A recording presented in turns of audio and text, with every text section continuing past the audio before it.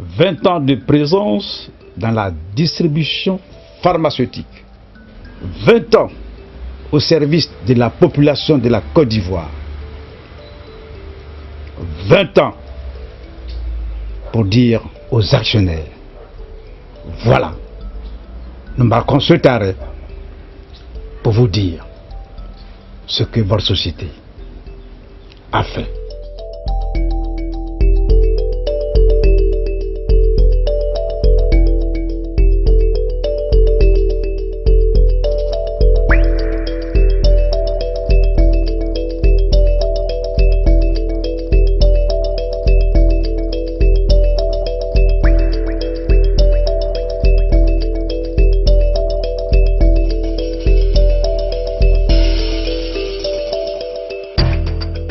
Avril 1990, naissance du groupe Pharma Finance. La mise en place de ce groupe est partie d'une idée simple, c'est que les pharmaciens africains et des territoires d'outre-mer devaient être propriétaires de leur outil, afin d'en décider l'orientation et surtout d'en avoir le bénéfice au niveau des résultats. Cette idée est venue du fait que le monopole d'exercice du pharmacien n'était pas complètement exercé au niveau de nos pays.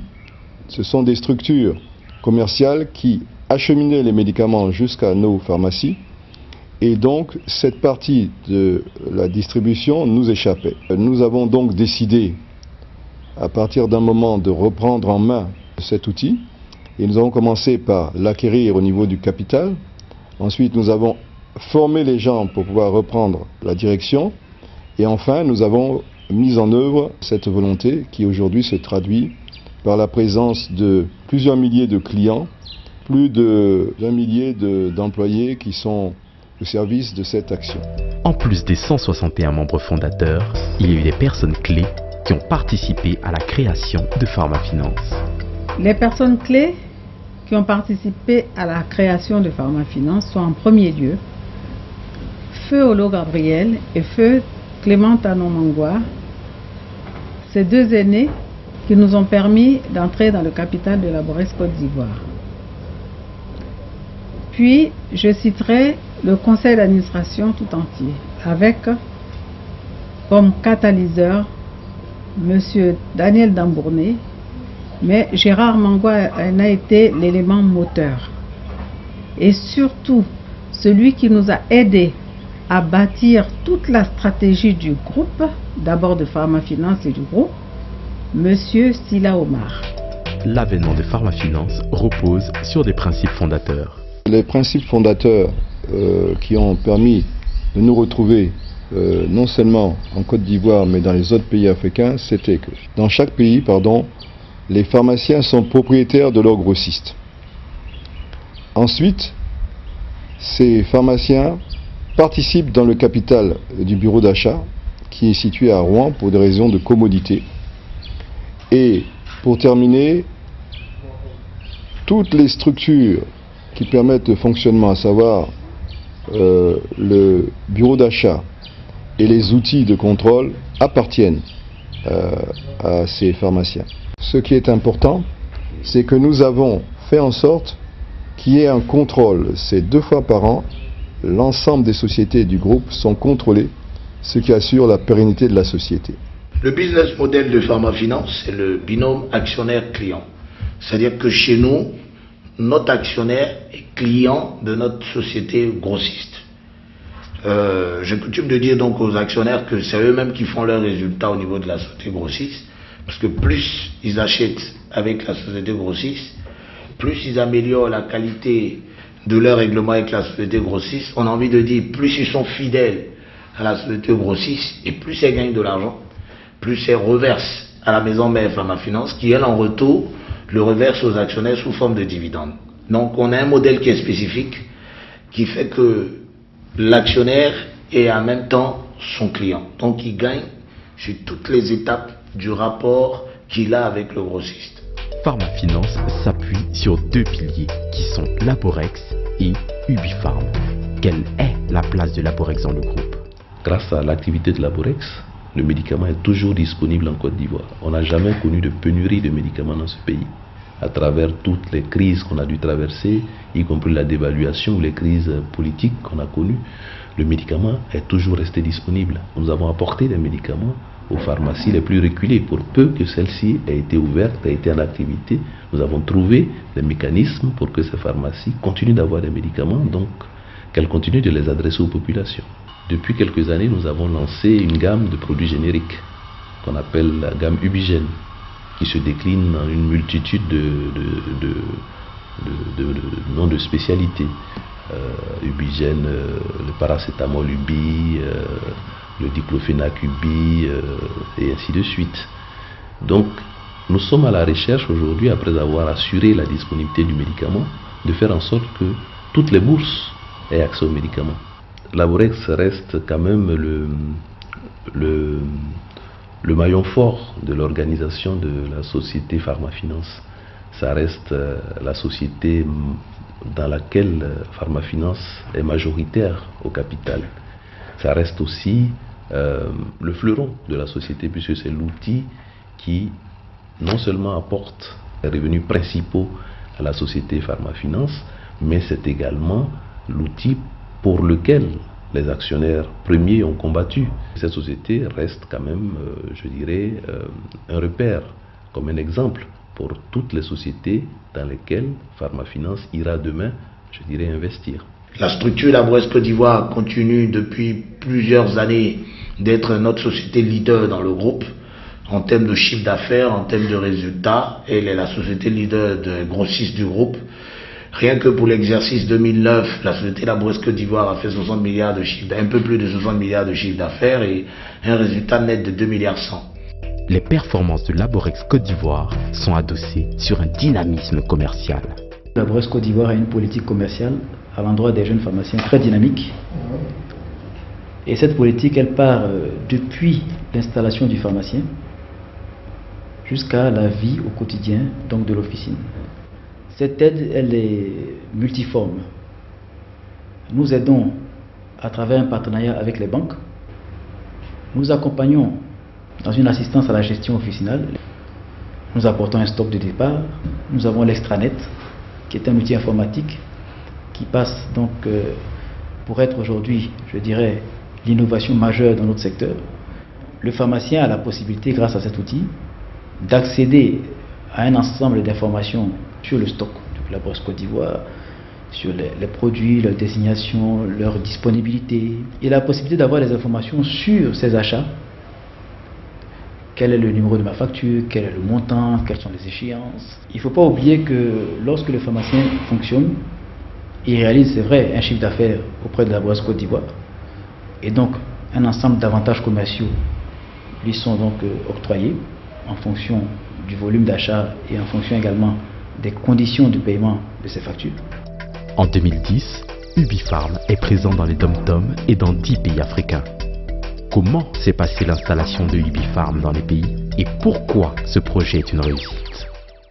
Ça a été un parcours de combattant, mais notre détermination et puis notre conviction forte que nous travaillons dans l'intérêt général et pour l'intérêt général, à savoir la place des pharmaciens africains, en tout cas sur l'échiquier mondial en termes de distribution des produits pharmaceutiques. Cet idéal fort nous a permis en tout cas de franchir tous ces obstacles. Effectivement, à notre début, Pharmacie Holding, aujourd'hui Bifarm, était considéré un peu comme un corps étranger, avec une vision comme quoi ce sont les Ivoiriens, une vision comme quoi c'est une société française, donc il y avait une incompréhension. Mais cela nous a valu de prendre donc une décision, asseoir en tout cas une communication de proximité et de façon récurrente, de façon constante, pour rétablir effectivement l'ordre des choses et moduler l'esprit de nos consoeurs et nos confrères dans les différents pays. Nous avons donc conduit cette mission pour expliquer ce que c'est que Pharmacie Holding Ubifarm aujourd'hui, qui est notre copropriété à tous, c'est notre maison commune, et que le capital nous appartient.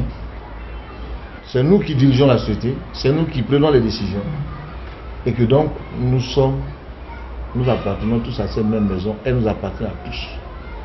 Et que donc à partir de là, les esprits ont commencé à se modeler, Et aujourd'hui, je vous dirais que dans tous les pays sans exception, Ubifarm est vu, est perçu comme effectivement notre maison à tous. La réussite de ce projet, c'est que les premiers membres fondateurs, les pharmaciens de Côte d'Ivoire, ont accepté de faire la place aux autres pharmaciens des autres pays dans le capital du bureau d'achat. Je vais parler du groupe Ubifarm. Ils détenaient cette société à 100%. Aujourd'hui, Pharmafinance, qui regroupe l'ensemble des pharmaciens ivoiriens, a perdu la majorité du capital, même s'il continue à diriger ce groupe par uniquement le fait de la compétence et de l'expérience. La quasi-totalité, en dehors de 2 pays où on vient de s'installer, le Maroc et la Guadeloupe, où on est vraiment en l'équilibre, en dehors de ça, dans tous nos autres pays où on est présent, nos sociétés sont bénéficiaires. Une action Ubifarm qui valait 23 € il y a 3 ans, aujourd'hui l'action Ubifarm est très proche elle est entre 27 et 30 €. Donc on est parti dans des investissements de plus en plus rentables. Après 20 ans de fonctionnement, qu'en est-il du placement de Pharmafinance? Si on veut regarder la rentabilité de l'action elle-même, sur 19 ans, on est grosso modo autour de 637%. Si on prend que sur l'exercice 2009, en prenant uniquement, on oublie la plus-value de l'action, le ratio entre le dividende et la valeur d'échange de l'action, fin 2009, on est à 6,37%.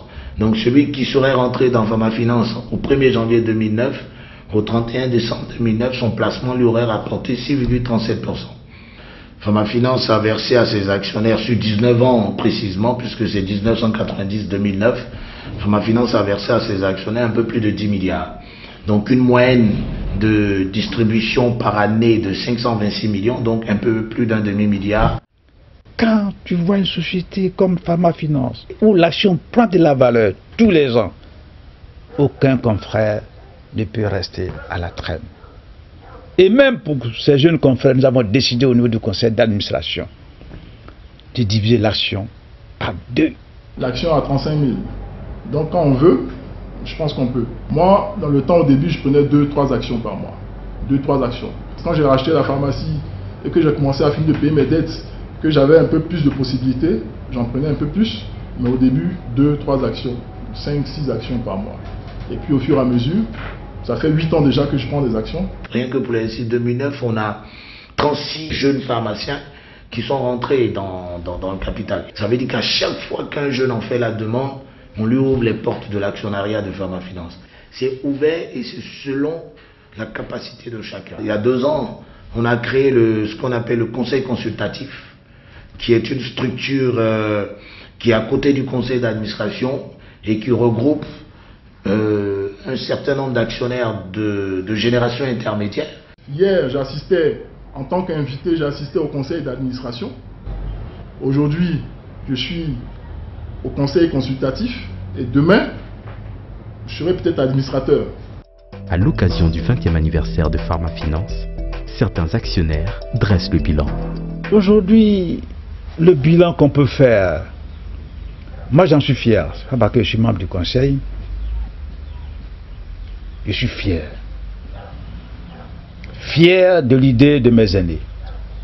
Fier de m'associer à la marche de la société.